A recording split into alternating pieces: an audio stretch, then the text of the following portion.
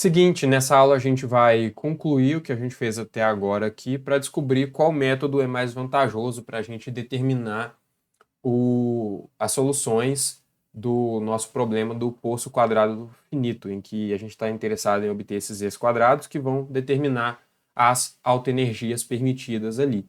Então, qual método é mais vantajoso, usar find root ou nsolve?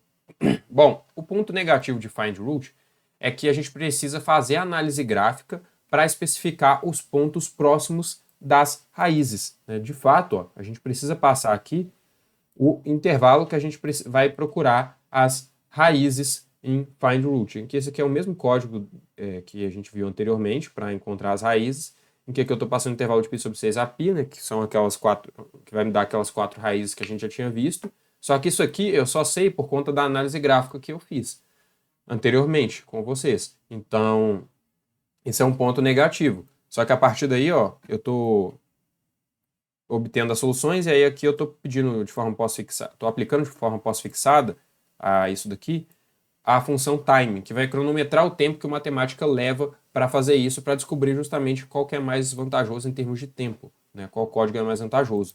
Então, fazendo isso, ó, repara, a matemática me deu esse resultado, só que aqui ó, me deu 0 ponto alguma coisa. Se eu rodar de novo, ó, ele me dá 0.015, ou seja, é um valor pequeno. Então, matemática, ele leva esse tempo aqui, ó, para determinar as raízes as raízes das equações, né, os valores de z.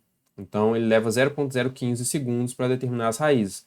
Agora, usando o nsolve, por sua vez, a gente tem que o ponto negativo de nsolve é que ele demora mais para achar as raízes. De fato, ó, apesar daqui no nsolve a gente ter uma liberdade maior para colocar um intervalo para procurar as raízes, esse intervalo aqui, para especificar esse intervalo, a gente não precisa fazer a análise gráfica tal qual a gente precisa em find root. A gente joga o intervalo aqui e o nsolve vai me dar as raízes dentro daquele intervalo. A gente não precisa da análise gráfica. Só que em contrapartida, ó, aplicando aqui o operador time de forma pós-fixada, olha o tempo que ele dá para encontrar essas raízes, 0,46 segundos.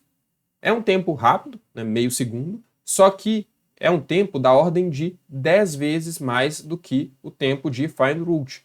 Ou seja, nsolve é mais custoso computacionalmente do que find root, em que, se vocês forem reparar, as soluções aqui são as mesmas para o z como deveriam ser, né? As soluções elas são as mesmas, só que o tempo que find root leva, aliás, que nsolve leva, é da ordem de 10 vezes mais do que find root.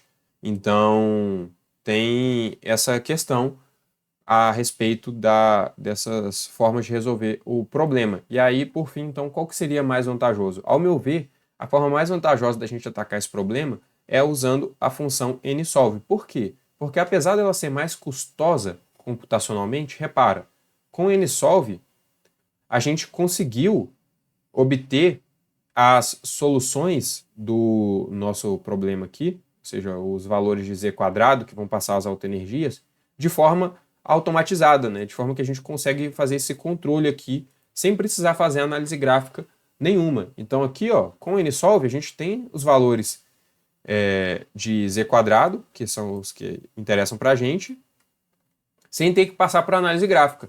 Agora com find root não, com find root a gente tem que fazer a análise gráfica.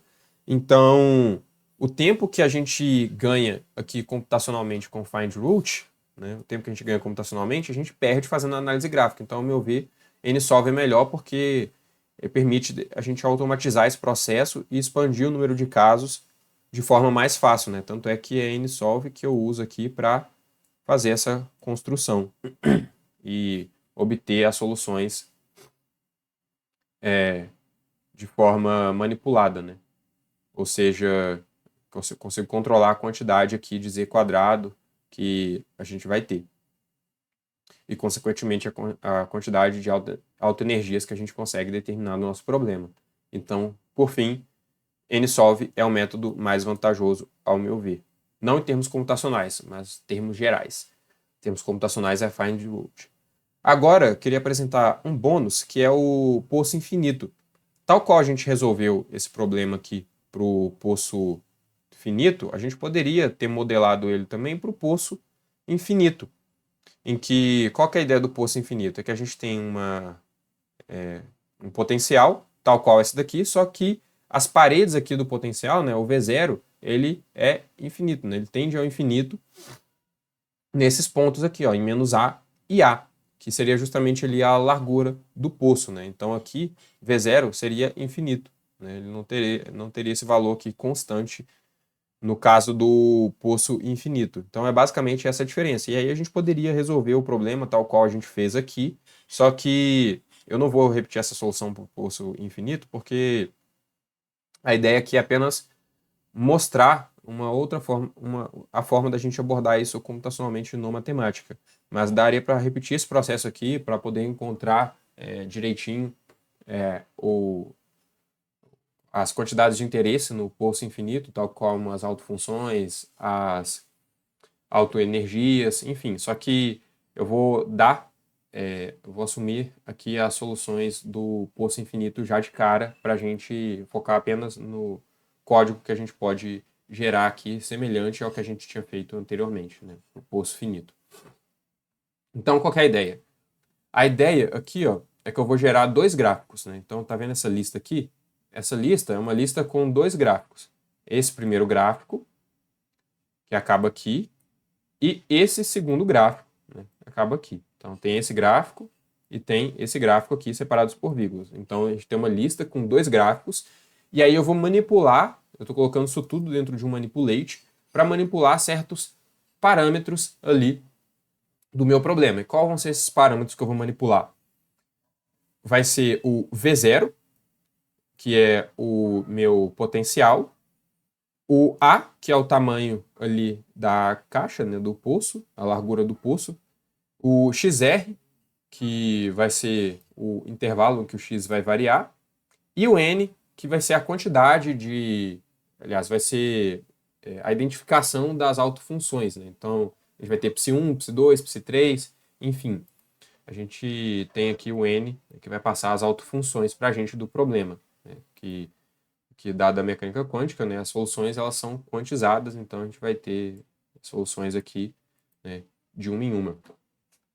Então, bom, entrando em detalhes do que está em cada plot, o primeiro plot é o plot do poço de potencial, em que a ideia é simular o poço infinito, só que não tem como a gente fazer isso no matemática, usar o infinito aqui no matemática. Então, para isso, eu vou colocar um valor muito grande de forma a simular o comportamento no infinito. Em que, fazendo isso, ó, eu vou construir um gráfico aqui, ó, usando a função piecewise, né, que vai me gerar um gráfico aqui, em que na função piecewise, ó, repara, eu estou colocando aqui três funções, essa, essa, em que eu já falei da função piecewise em aulas anteriores também, né, em outro módulo, em que aqui, ó, eu tenho V0 para x menor ou igual a zero, né, o nosso gráfico vai ser V0 para x menor ou igual a zero, vai ser 0 para x entre 0 e 1 mais a, em que a vai ser justamente essa largura do poço, né, em que o poço meu, o fundo do poço ele vai começar em 0 e vai até 1 mais a, em que esse a, que é a largura do poço, eu estou colocando para poder ajustar. Aí em seguida vem a outra parede do meu poço, que vale V0, que é para x maior ou igual a 1 mais a. Então é basicamente, voltar lá, basicamente esse problema aqui, né, em que eu estou colocando aqui, ó, o meu poço entre 0 e 1 mais a. E as paredes indo para infinito, no nosso caso aqui, né, infinito entre aspas, em que eu não tenho como a gente colocar o infinito no matemática aqui. Aí beleza, estou definindo essa função por partes, estou pedindo para o intervalo de ser de x, né, de menos xr até xr, em que esse intervalo eu vou poder controlar. Então, eu estou pedindo para eu controlar esse intervalo. Aí eu estou colocando eixos aqui no gráfico. Estou colocando a etiqueta do gráfico aqui, né? Poço de potencial. Estou nomeando os eixos, estou colocando legenda neles. E aqui em seguida, ó, o outro gráfico vai ser das funções de onda do nosso problema. Então aqui está aqui a solução para o meu problema do poço quadrado infinito, em que essa função aqui vai me passar as funções de onda do nosso problema, em que a gente vai ter as n funções de onda aqui do nosso problema. E eu estou pedindo o gráfico aqui para variar de 0 até 1 mais a, né? O nosso x aqui variar de 0 até 1 mais a. Estou colocando a origem dos eixos no 0. Estou nomeando aqui o gráfico como as autofunções, que de fato é isso aqui, né, as autofunções do nosso problema. Estou colocando as legendas aqui no eixo. E aí, beleza. As variáveis que eu estou manipulando é o quê? O V0, que eu estou colocando aqui de 1 até 1 bilhão. E o A eu estou pedindo para variar de 0 até 50, que é a largura. O XR de 1 a 100, que é esse intervalo aqui. E o N, que são as minhas autofunções, em que eu estou pedindo para o N variar de 1 até 100, de 1 em 1. Então, fazendo isso, ó, a gente tem esse manipulate aqui. Então, reparem, deixa eu abrir cada caixinha dessa aqui para a gente ver qual que é cada caso, né? De cara, eu já vou botar o valor de V0 muito grande. Vou botar o valor de V0 muito grande aqui, porque a ideia é simular o poço de potencial infinito. Aí aqui, ó, eu vou aumentar a largura do poço. Vou aumentar a largura do poço. Estou aumentando a largura do poço. E aqui, ó, o XR. Por que eu coloquei para manipular o XR? Porque aqui, ó, eu estou vendo só uma parte do meu poço de potencial. Só que com o XR, eu consigo manipular o meu gráfico para ver esse poço de potencial. Então, a ideia é que a gente tenha esse poço de potencial aqui. Eu coloquei o XR justamente para a gente poder fazer essa manipulação, né? Coloquei o XR aqui para a gente poder manipular. E o matemático está comendo isso daqui por algum motivo, mas enfim. Aqui está a nossa parede de potencial, né? Está aqui o nosso potencial do gerado, né? Em que... acho que eu... tá, beleza. Deixa eu passar uma opção extra aqui no matemática, nesse plot, porque assim eu acho que ele não vai comer isso daqui, né? Deixa eu colocar aqui, ó, na parte da função por partes, a opção exclusions, aqui, ó, exclusões nenhuma.